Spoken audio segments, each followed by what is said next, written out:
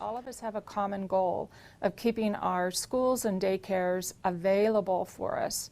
None of this is easy.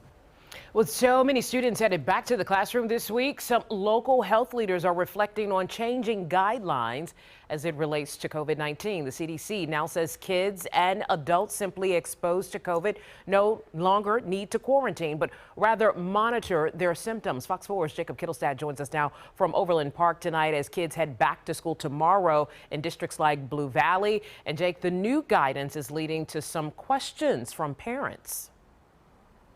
Well, that is right, Christelle. The guidelines from the CDC does shift some COVID judgment to individuals.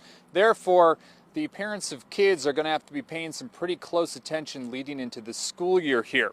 The mindset guiding this decision at the federal level is that there is now a base level of immunity from the virus, whether from vaccinations, infections, or both.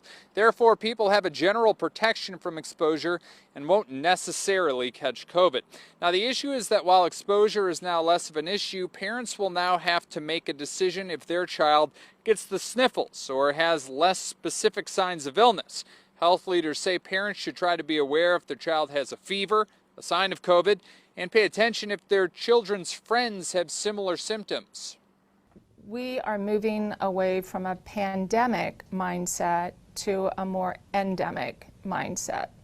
So we've seen this kind of that stabilization and not seeing those spikes. Still a serious virus that is out there. But instead of institutions being responsible for the public, the general public, they've placed that responsibility for protecting oneself on the individual.